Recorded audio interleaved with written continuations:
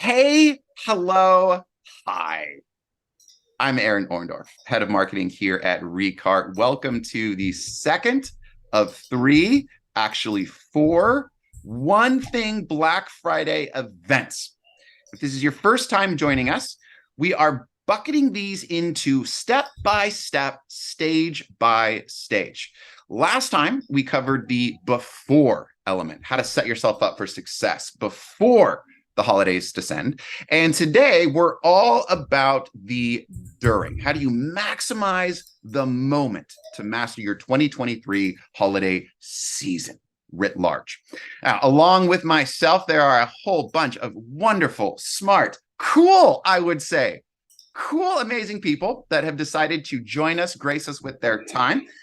We don't even have time for me to do two rounds of introductions, one on the front end, one between all of them. So I'm going to drop these folks' names, some of their credentials along the way. Instead, what I really want to start with is our big picture. So the One Thing is a series of events we've been running here at Recart that are all about a single principle, a single application, and a single example. Our little takeaway byline motto is that we want to give you at least one takeaway to make your e-commerce business 1% better. Marginal gains, marginal improvements. And these are the standards that I have, and they will vouch for this. I have held our presenters to today. The only one that I've made an exception for is examples. We're going to break that rule, give you lots of examples, things to look at, how to see what these principles and applications look like in action, but they better be all dead set on that single principle and application during Black Friday, Cyber Monday. But what I really want to stress is not just putting that onto us presenters here today, but to really put the onus for this on you, our dear attendees and participants. If you don't have your fingers set on whatever capture screenshot tool you've got at your disposal, get it ready, because I do not want you to leave. I'm going to blame you if you leave here today without at least one takeaway to make your e-commerce business 1% better. Now, if you'd like to ask questions along the way, please do so. There is a Q&A box. You can drop those in. Shout outs are encouraged. Banter is encouraged in the webinar chat. And to get us rolling, Lucas is our very first presenter, Lucas D. from Darkroom Agency, talking about building the right offer to maximize profitability. Lucas, are you here? Can the people hear you? Yes. Aaron, what's up? How's it going? Can you guys hear me? Yes, sir. Over Okay, to cool. you. Was worried I was not going to make it in time, but we're here. So hey guys, I'm Lucas. I'm the CEO at Darkroom. We're a growth strategy firm. I'm going to talk about how we optimize offers for our clients in our portfolio. And just a couple things to consider and look at. Click. I got that right. So, we'll go over the basics. There are a bunch of different offer types that you can consider moving into Black Friday, Cyber Monday, and peak holiday season. There's the pure discount, which is what I'm going to be talking about today. It's the easiest to conceptualize. It's also the easiest to triangulate in terms of how we want to maximize CLV for the remainder of the year and for our customer base. We have offer stacking, BOGOs, gift with purchase, which I'm going to touch on a little bit. So we have a couple examples here, some from our portfolio, like Necessaire. We have Living Proof. We have offer stacking, Click. And so usually when you're conceptualizing the offer, I like to understand the goals of my clients because, leading up to Q4, there are a number of nuanced issues that we as business owners need to consider. How much revenue have we driven? What's the seasonality of the business? How important is Q4? But really, Q4 comes down to like, how much do we want the offer to drive sales? How much do we want it to drive purchase volume? Maybe it's a mix of one and two. Maybe we're just trying to optimize for profitability. Click. So these are things that you need to weigh. And really, like, the dilemma is with higher discounting, we can drive more purchases. With higher discounting, we also drive less revenue per purchase. And with more purchases, we drive more revenue. So this is where we really try and optimize the offer to drive the goals that our clients have. Next slide. Sorry, click. Okay, I've put together basically MVP look at what we would do for a client in our portfolio. what I want to stress on you guys is like harvest your customer data, harvest your past sales periods to triangulate the right offer, to understand how your customers interact with your business. So what we have here at the top is a example business in the darkroom portfolio. They each of the different points in blue, dots in blue, represent a week period where there has been a sale. And you can see the different discount percentages on the x-axis and then how they've driven sales on the y-axis. And what you see over time is that there is a trend, and higher discounting saturates sales. So there's a line of best fit here. Basically, as you're discounting more, it has diminishing returns on sales. So the sales saturate and compress. So if we take this a step further, if you look down, we've mapped this curve onto the mathematical relationship between weekly gross sales and discount percentages. And then I've graded it in colors. So all the way here on the red side of things, what we see is the brand gaining lower and lower revenue with the same increases in discounts. So sales have saturated almost completely. Your discounting is basically having no effect on driving incremental revenue. And so on the green side, you actually have significant lifts in return. They're incremental increases in returns from discounting. And what I try and look at, just to simplify this, is like, where is the tripwire for the business with the discount? And that's usually where we go from green, which is medium incremental returns, to orange. And for a period like BFCM, like we usually try and find the optimal area within the orange piece. Now, this is like contrary to popular belief from like most marketing agencies or most marketing providers. If they're not really aware of the finances or the data, they're going to say, hey, I want to maximize the return, I want to maximize the offer. That's not always necessarily the case, or necessarily the most optimal discounting strategy for your business.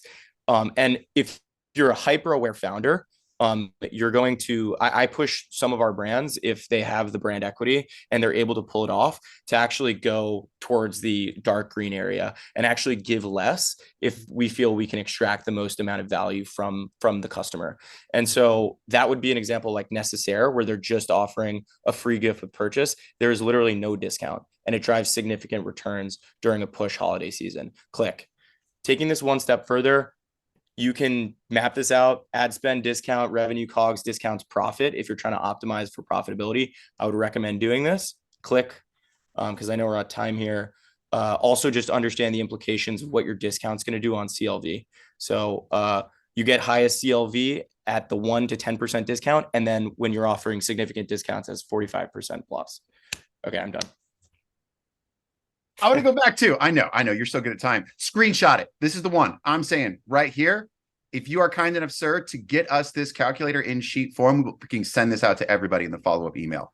This would be so helpful. All right. Our next presenter is not an e-commerce expert, but he plays one on the internet. That's me, Aaron Orndorff. And I'm going to be talking about, right off the heels of this idea of the offer, accelerating SMS revenue, and for that matter, email revenue, with your most powerful overlooked lever. Two parts: most powerful, most overlooked.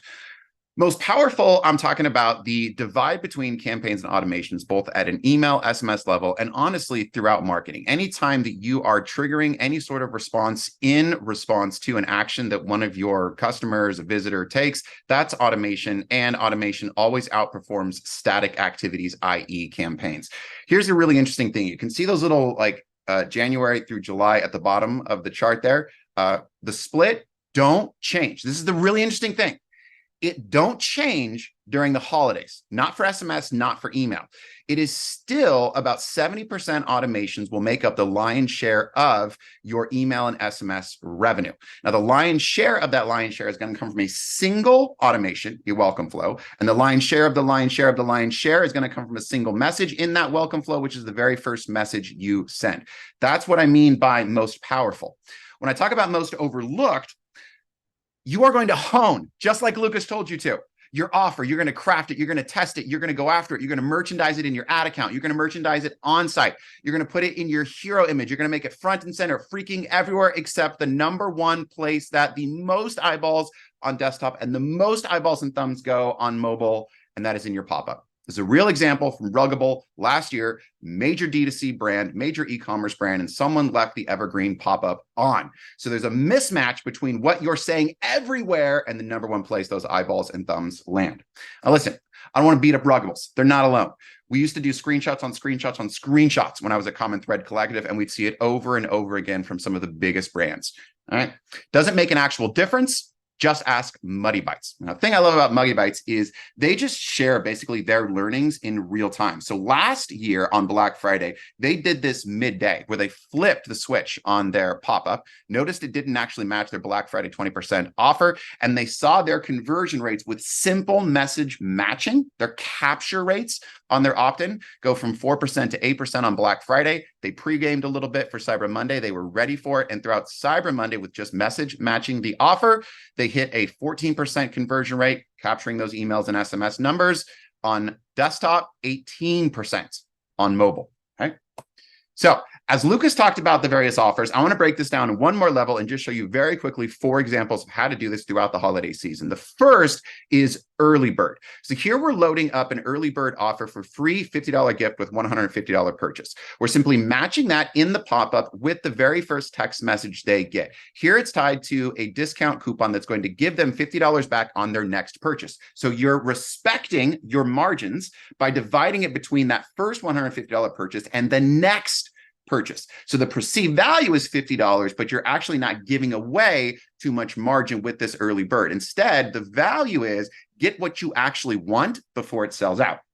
We transition into the actual Black Friday. Go simple. 25% off everything with here a subtle stacking of spend more, get more. So spend $200, you get 30% off, $300, 35% off. We're just swapping out that pop-up and the very first message they get only to new subscribers. So there's a through line between what they see offsite, onsite, the pop-up, and the message that they get. That's Black Friday, 25% off. We're going to switch it up. Now, look how clever I am. Switch it up for Cyber Monday. A little bit of an aesthetic change to it. Here we're going buy 2, get 1 free. The perceived value is basically a third off. So even bigger than that general 25% off from Black Friday. You're still protecting your margins.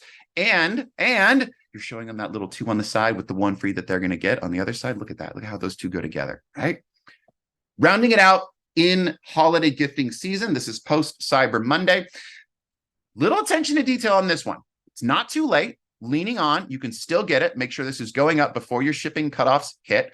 40% off gift bundles. And what I mean by that is check out the bundles. Okay, so this is going to go to a custom landing page where what you should be doing is thinking through, did we over inventory anything that we didn't move units on that we expected to pre-December, and can we now put those at a deeper discount because we know we've got to unload them before the new year hits. So the person is getting the deepest discount of the year is how they experience it. You are being really smart of only giving away that discount on items that you actually need to move, and then it's 10% off everything else, right? So if you do nothing else, the one thing I want you to do is mark your calendar to match your pop-up and welcome message to every holiday offer. Take advantage of those high eyeball, high thumbs real estates.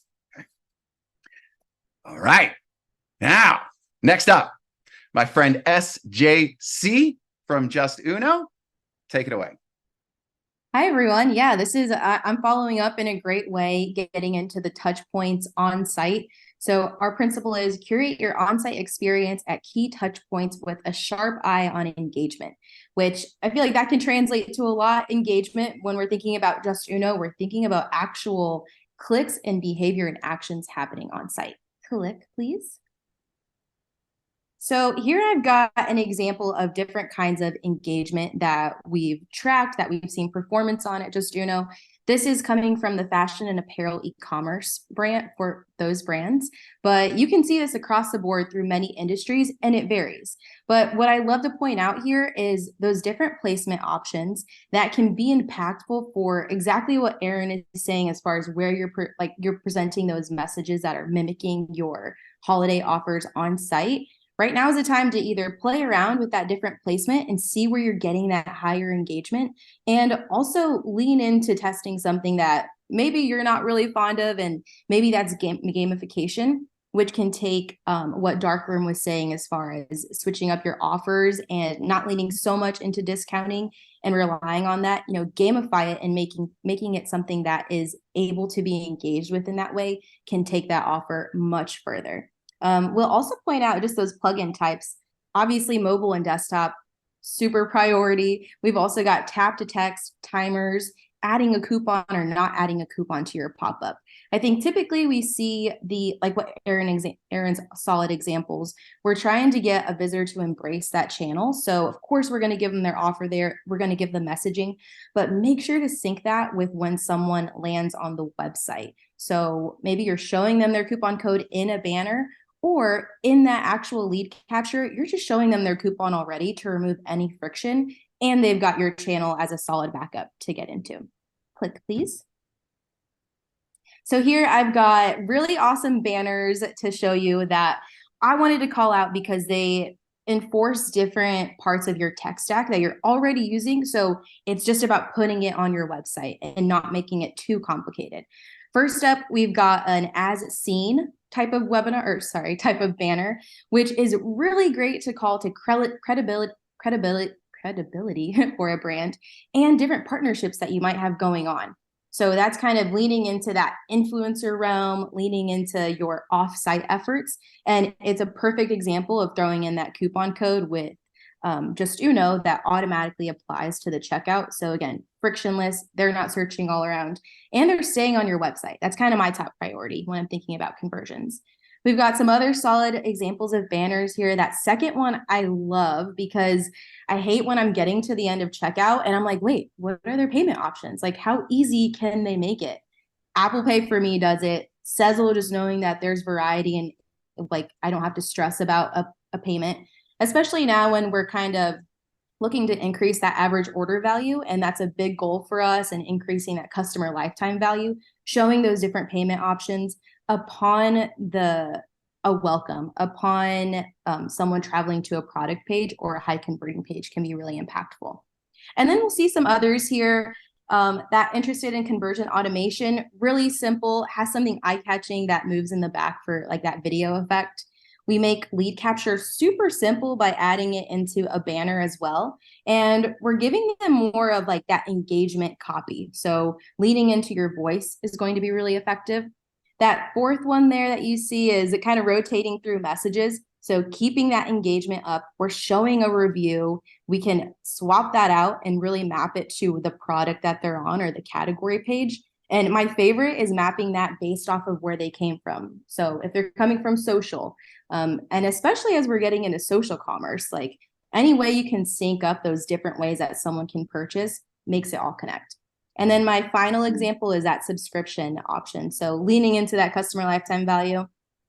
The next touch points on site, aside from those banners, which are really easy, is an awesome kind of welcome offer, which we've had some really fun clients use this type of save the date pop-up more as like a way to lock the page. So you can't see that holiday bundle page, you can't see that offer page until you give this. So the pop-up is super basic. You literally just remove the close button and they can never see that page until they log in. So we've seen a lot of great engagement with that. And then that second example from Solly Baby can be triggered as an exit pop-up or a cart abandonment pop-up. So literally if someone is breaking that barrier on your website to leave, even if you don't have the email, it's addressing that real-time behavior to take advantage of everything you're doing money-wise, ad-wise to bring them to the site. Click, please. I've got some awesome examples here just to show various ways to incorporate other things that you're doing offsite. So on the left-hand side, we've got Sophistiplate, one of our brands that has used this before on their thank you page, their tracking page, to increase that opt-in for their SMS channel. It's compliant. It's giving them a quick offer. To Darkroom's point, we're not going crazy, with like 50% off. It's like something that is manageable for the brand. And I'll point out that this is a corner flyout, so something really subtle. We're not trying to take away from that experience on site. We've got a flyout there that is from our brand Color Wow Hair, if you've seen them. And this is an awesome call out to them collaborating with someone else. So they're getting that customer and then relating it to their brand. And this is actually firing as an exit offer for them. And it's just really beautifully laid out with I know a lot of content on there, but something that someone wants to engage with. And then same thing with our free gift on the side. So if nothing else, I hope that you target one of these key touch points, exit, cart abandonment, welcome, by using personalized messages and using your unique selling points and brand voice, which can really be a place where you play around and look at your reviews to see what is going to resonate. I absolutely freaking love the locked page, where that is where the special discounts go.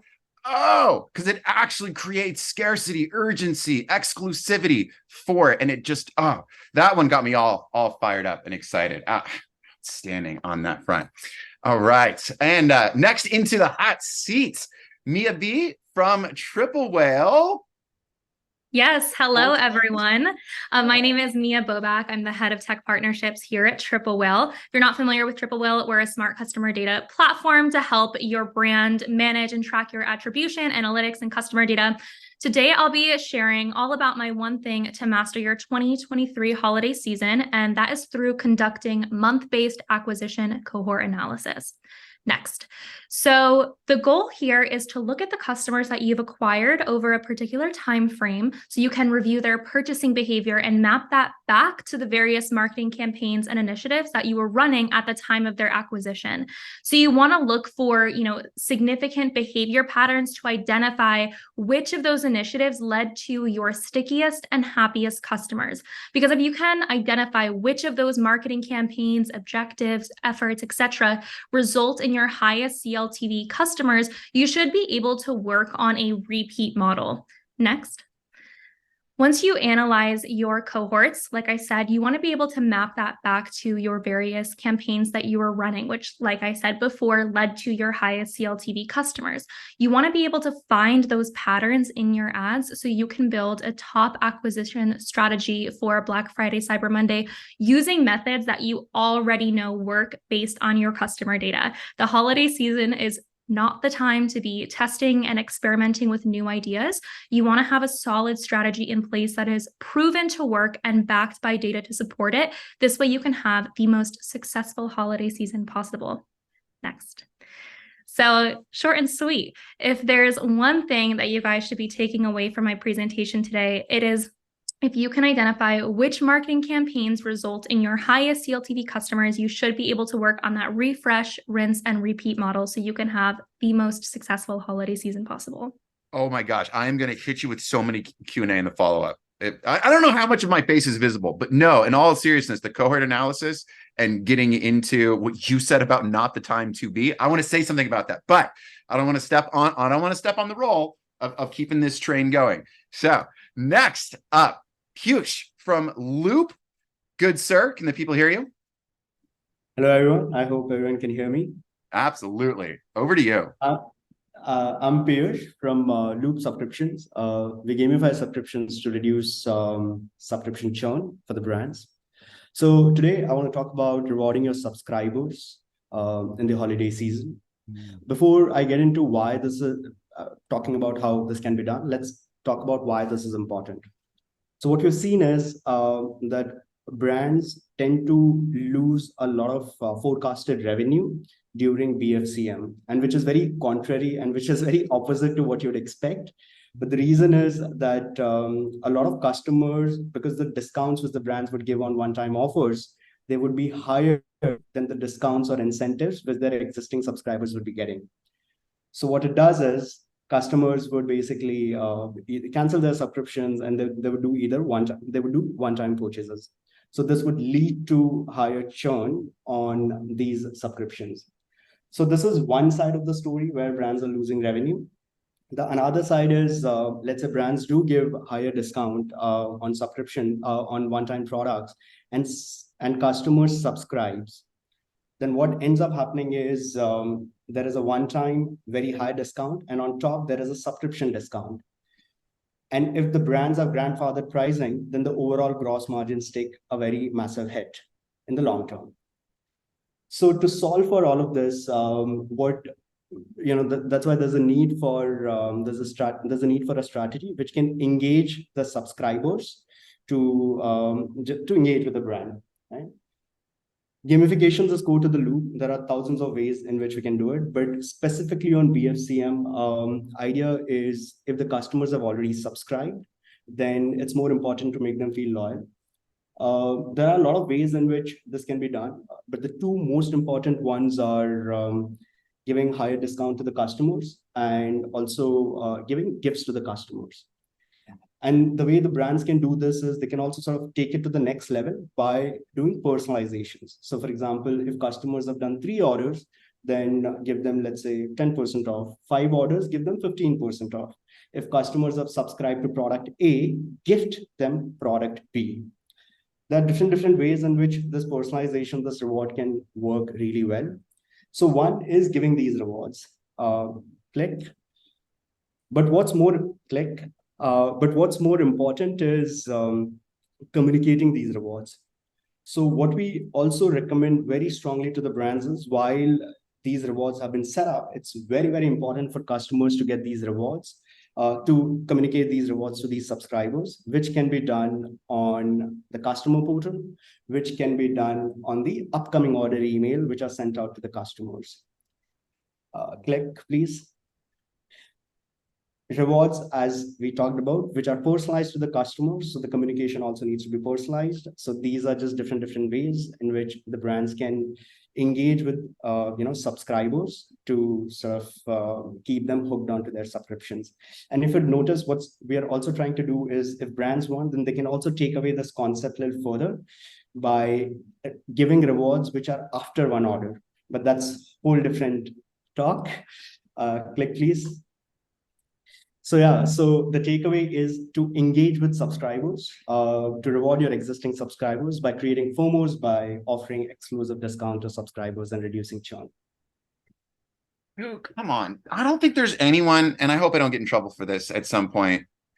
I don't think there's anyone that's thinking about subscriptions and the tie to business and material business is different like you. Okay, again, I want to go back to a few of these, but we've got 2 more. Hot, ready to go. Daniel B from Budai Media. Sir, are you with us? Yep. Oh, okay. Over to you. Take it away. Amazing. I hope everyone is having a great day. It's late evening here in Europe. So my principle from Budai Media is that success of Black Friday, Cyber Monday really comes down to your engaged list size. And I really want to emphasize the word engaged because I can see so many businesses having tens and hundreds of thousands of subscribers, but those are not engaged subscribers. So the actual engagement is the main thing here. Click, Aaron. So just a few examples. Here's one of our clients, and we work, so they are based in Canada. It's a hiking clothing brand selling in North America. And we started out I think this was last year. So they generated 33% of their total revenue from Klaviyo using the default Klaviyo attribution. And in a few months, we could increase it to half of their total sales. And also their business could scale threefold. Thanks to email and different channels. Click. But even more important, so what we can see as a returning pattern for years now, that this additional revenue, it's really based on the growing email list. And we can see huge growth around September, October, and November, even December, across all of our clients. And by now we really try to max this out because we know if we can increase the number of engaged subscribers and even new subscribers, then it's almost impossible to miss out on huge results during Black Friday. Click. And we can see the same pattern when it comes to SMS marketing. So this client uses Recart, partner company. And we started working with them around August, late summer. And actually, that was a perfect timing because by November, we could increase their list size, engaged list size of SMS subscribers. And you can see the revenue results as well. Click.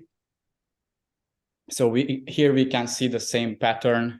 We could increase the number of new subscribers tremendously around October and November. Click. And as I said, so I think this is the real challenge, to convert people to become subscribers, SMS and email subscribers, because once they are on your list, then it's not that difficult to convert them. So email does its job. You can see that email, and there are several studies about this topic. So email has probably the highest ROI, and SMS is probably number 2 in my experience when it comes to ROI. So, you know, we can talk about different tactics, strategies, all of that, but I think once they are on the list and they are engaged, it's not that difficult to convert them. Click. So here's a strategy that we use for years now, and we can see this still works very well. So weeks before Black Friday, we run ads. We ask the client to set up the ads. We don't do it ourselves in our agency, but they run ads to a landing page, which has an early bird opt-in offer.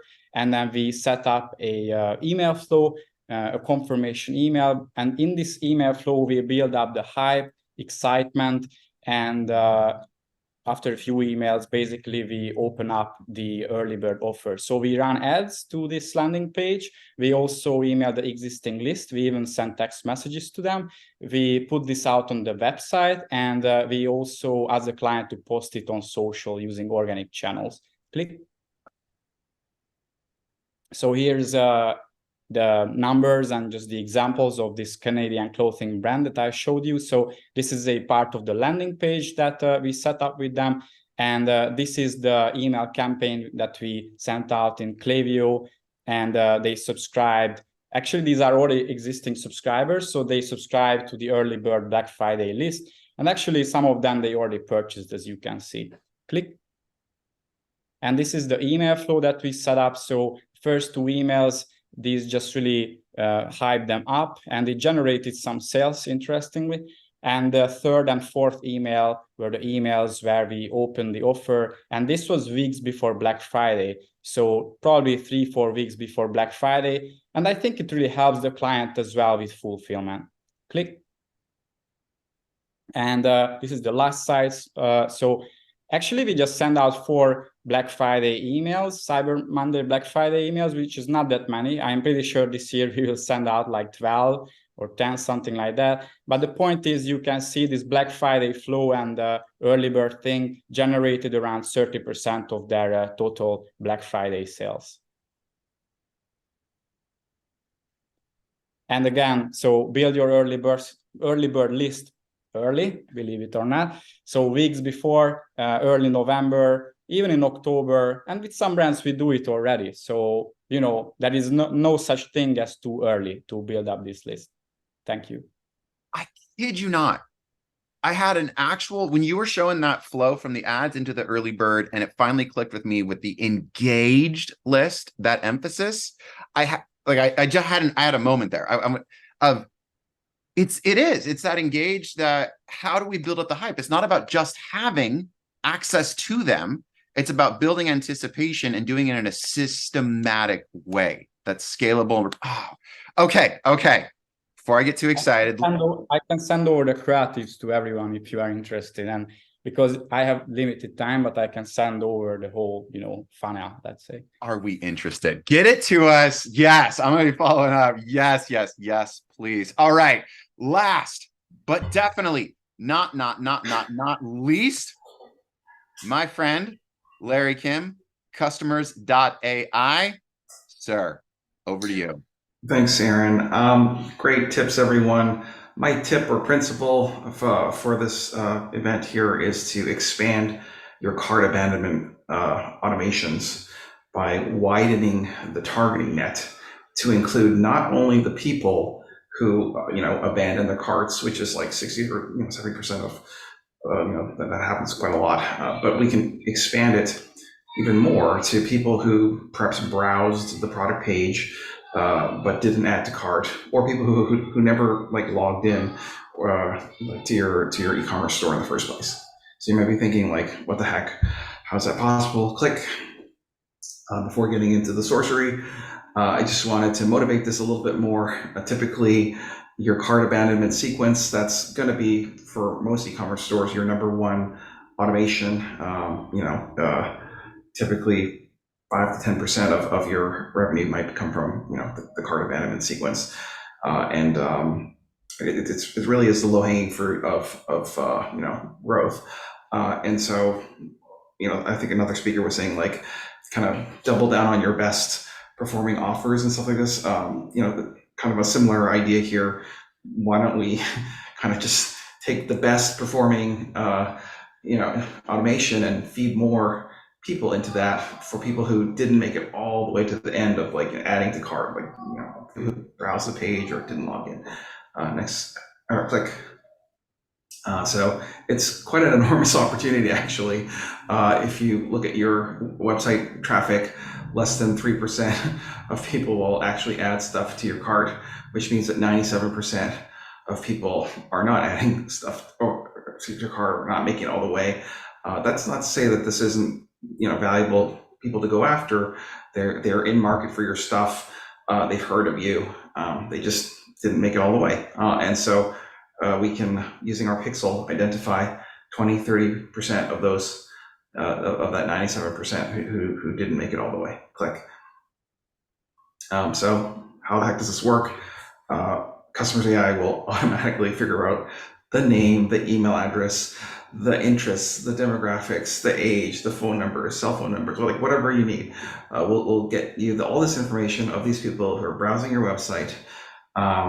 You don't have to install a pop-up. You don't have to do any like spin the wheel coupons or this stuff. It just works. We'll just give that information to you, and you don't have to do anything. Click.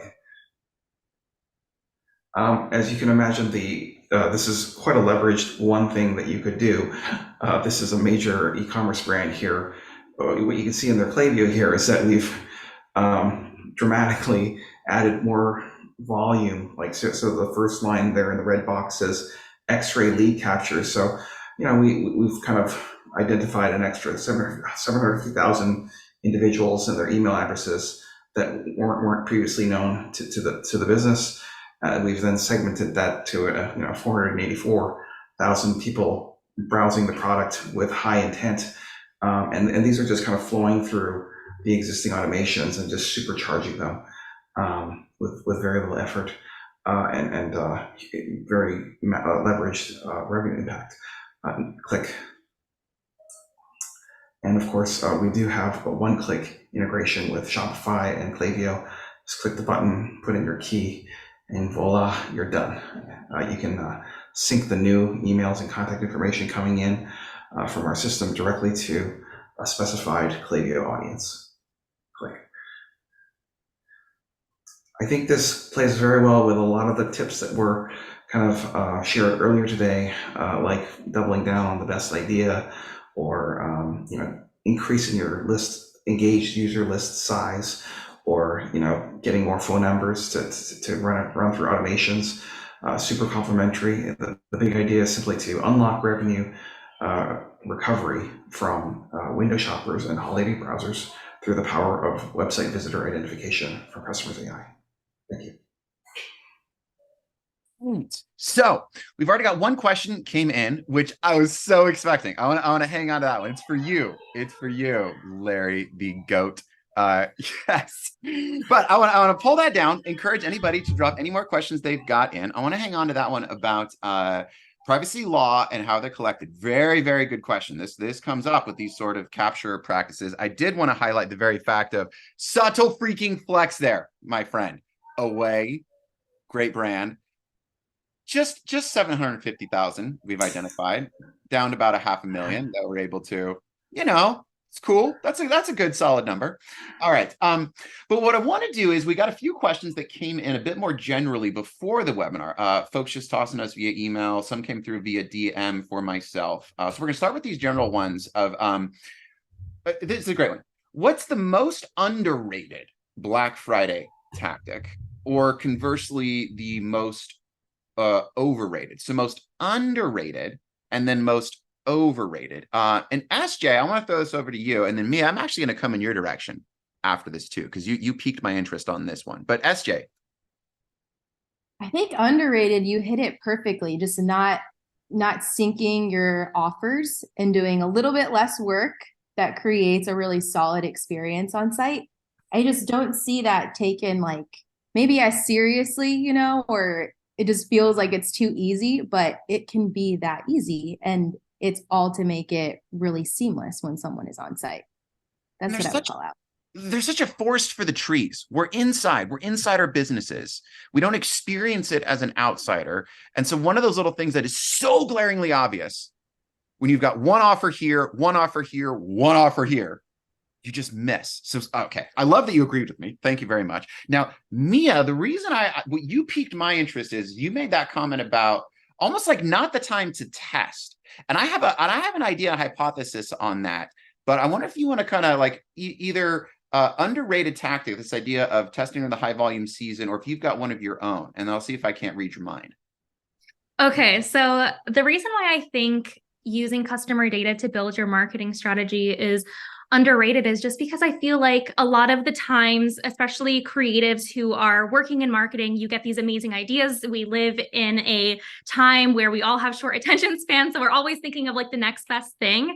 And I feel like that can especially happen during holiday season when you're coming up with your marketing strategy. You're like, I got to try this, I got to try that, we should do this, we should do that. But that's really not the time to be trying all of those things, because you want to be pulling out the tactics that you know work, the tactics that are backed by data, that you know your customers or your prospects who have turned into customers feel the best about. Like, you know, they see that ad, they resonate with it. So that's where you want to be really putting your attention. And it's amazing to have all of these creative new ideas. There's always so many cool things happening in the industry and so many ways that we want to attract new customers. So you want to trial that before the holiday season. We want to try that earlier on in the year so we can try to see, do these new ideas actually work? Are they going to bring us the new customers that we want? Are they going to help us reach our goals for that holiday season? And once you have all of that data to back if it did or didn't work, then you can go ahead and build your marketing strategy for the holiday season by using those methods that you know are proven to work.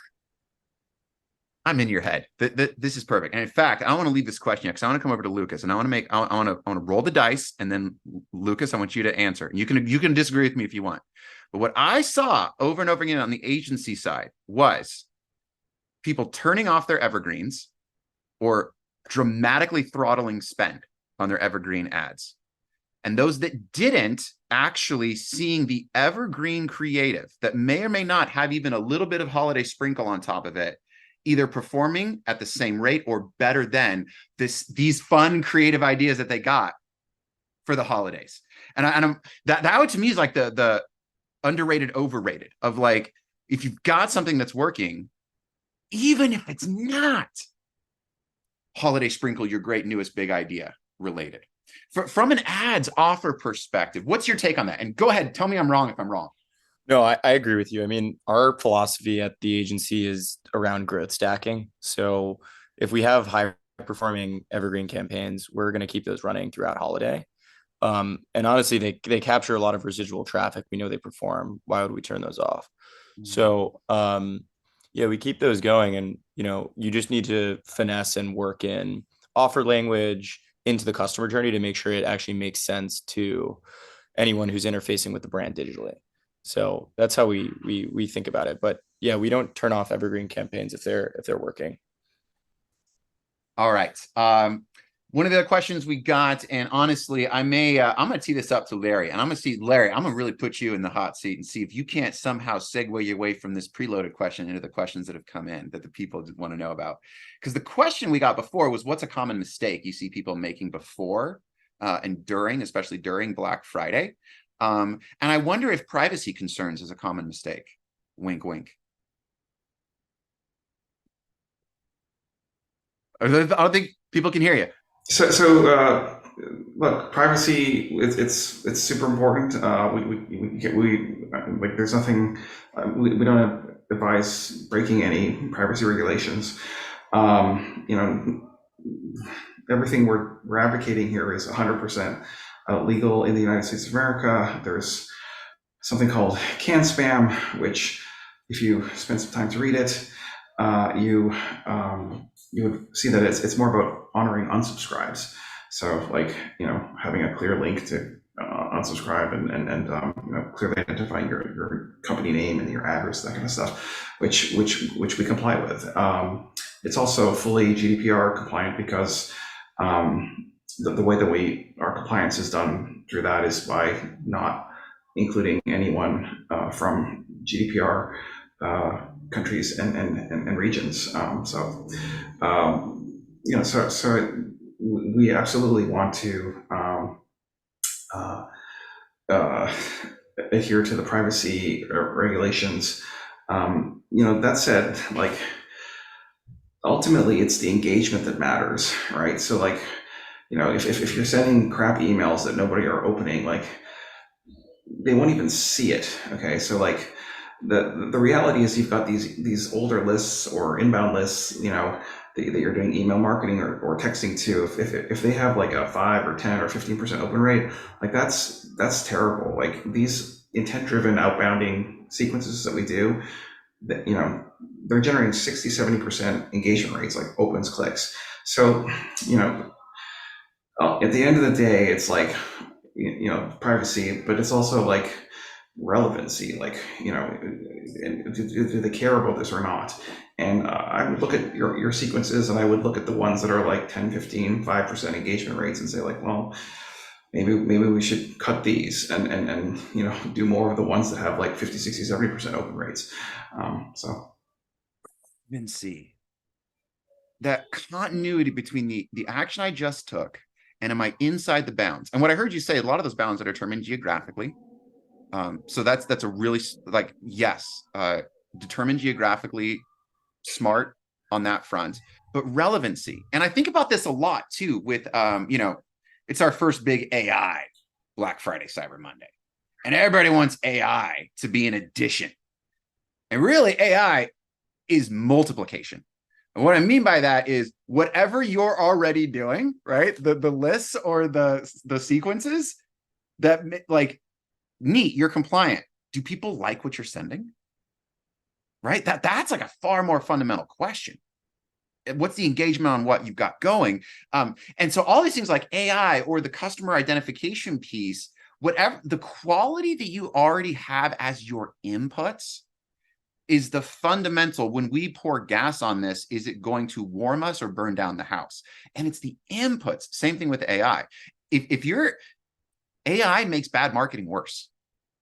AI makes good marketing faster, right? That's like, and I'm hearing the exact same thing. And I love that kind of through line theme of it's so true of so many technological advantages, that the fundamental ingredient is still what you put in as a marketer, as an owner, as understanding your customer, that sort of piece.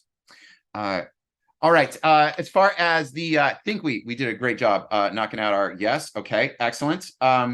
Got time for just maybe one or two more. So let's go with this year's holiday sales. Okay, because we're in a pretty tough. We went from growth at any means necessary into a lot more flight to value, flight to profitability in the e-com space and the SaaS space that honestly supports the e-com space as well. So I'm wondering about predictions on this year, just like the size, how you're sort of thinking about bigger, smaller, leaner.